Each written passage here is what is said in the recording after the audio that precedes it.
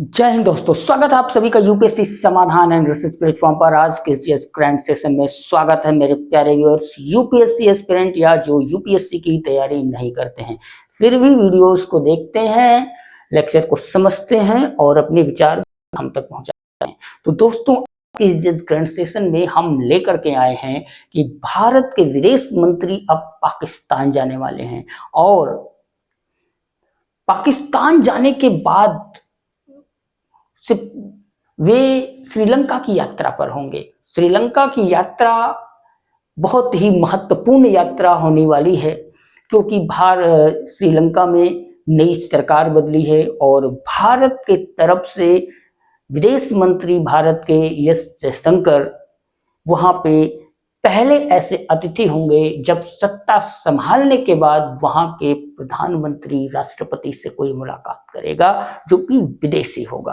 तो दोस्तों, आइए समझते हैं विस्तार से आज के इस ग्रैंड सेशन में क्या है भारतीय विदेश मंत्री का श्रीलंका में दौरा का मतलब।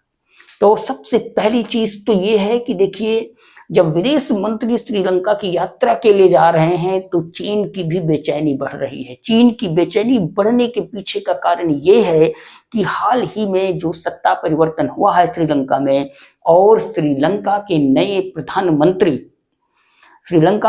प्रधानमंत्री जो कि चीनी विचारधारा के पक्षधर हैं।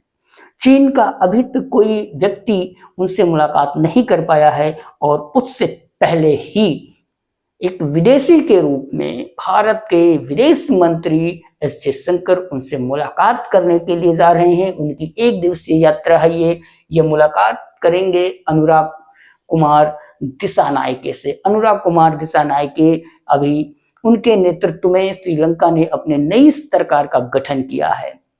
अब बात यह है कि उनसे मिलने पर सबसे पहले एस जयशंकर ने पीएम मोदी और द्रौपदी मुर्मू की तरफ से, जो कि भारत के राष्ट्रपति हैं, की तरफ से उन्होंने श्रीलंका के नए प्रधानमंत्री को नई सरकार संभालने के लिए धन्यवाद दिया, उनको बहुत बहुत बधाइयां दी और साथ ही भारत श्रीलंका के संबंधों को मजबूत करने के जो नए तरीके हैं, नए माध्यम हैं, उस पर भी विस्तार से चर्चा की।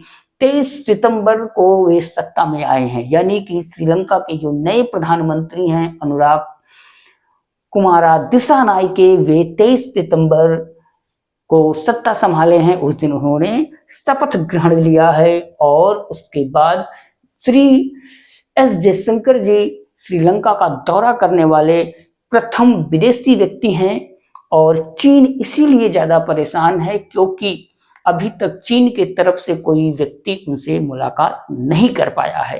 दूसरी बात यह है कि एस जयशंकर ने सबसे पहले वहां पहुंचने पर जो उनके समकक्ष हैं विजिता हेराथ, वहां उनसे उन्होंने मुलाकात की। भारत की तरफ से उन्होंने प्रधानमंत्री से मुलाकात की और राष्ट्रपति से मुलाकात की, वहां के और बड़े ऑफिशियल से भी उन्होंने मुलाकात की और भारत श्रीलंका के जो साझेदारी के विभिन्न जो आयाम हैं उन सभी आयामों पर भी समीक्षा की।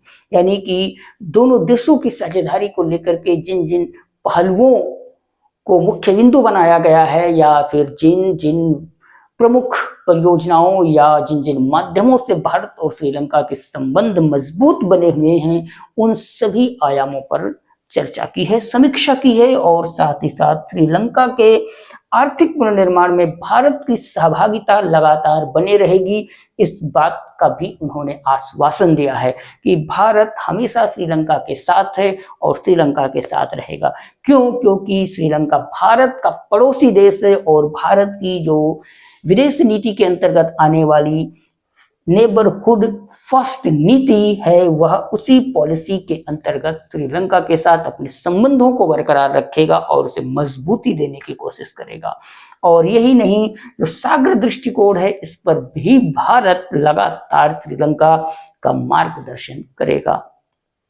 कोलंबो में जो भारतीय परियोजनाएं चल रही थी उस पर भी चर्चा की गई और यही नहीं, सबसे बड़ी बात तो ये है कि जो अनुराग कुमारा दिसानायके हैं, इन्होंने भारत के तरफ से अडानी या भारत सरकार की तरफ से जो भी परियोजनाएं कोलंबो या श्रीलंका के अन्य स्थानों पर चलाई जा रही थी, उसका उन्होंने विरोध किया था और यह भी कहा था कि अगर वे सत्ता में आते हैं तो वे भारत की इन सभी परियोजनाओं को रद्द कर देंगे क्योंकि वे श्रीलंका के खिलाफ हैं। ऐसा वादा उन्होंने किया था और ऐसे स्थिति में भारत के विदेश मंत्री का श्रीलंका दौरा करना एक अहम कड़ी है भारत और श्रीलंका के संबंधों को लेकर के। तो दोस्तों, ये सेशन यहीं पर विराम होता है और साथ ही साथ आपकी क्या राय है भारत और श्रीलंका के संबंधों को लेकर के। जो यूपीएससी के एस्पिरेंट हैं उनके तरफ से भी मैं अपना विचार चाहूंगा, आप अपना विचार दीजिए, चैनल को सब्सक्राइब भी करें ताकि आपको सिर्फ प्रीलिम्स की परीक्षा ही नहीं बल्कि यूपीएससी में जो मेंस पेपर लिखे जाते हैं उससे संबंधित भी जानकारी आपको सही समय पर मिल सके। क्योंकि हम यहाँ पर सिर्फ यूपीएससी के ऑप्शनल क्वेश्चंस का ही जवाब लेकर के नहीं आते हैं बल्कि यहाँ पर आपको सब्जेक्टिव आंसर भी मिलते हैं। तो दोस्तों, भारत और श्रीलंका के बीच संबंधों को लेकर के आपकी क्या राय है, आप हमें अपने विचार जरूर व्यक्त करें। आपके विचारों का बहुत बहुत स्वागत है। तो दोस्तों, आप व्यस्त रहें, मस्त रहें और अपनी तैयारी जारी रखें जब तक कि आप यूपीएससी को क्रैक नहीं कर ले जाते हैं। तो दोस्तों, सेशन को यहीं विराम देते हैं, आपसे फिर मिलेंगे अगले नए जीएस ग्रैंड सेशन में नए टॉपिक के साथ। जय हिंद।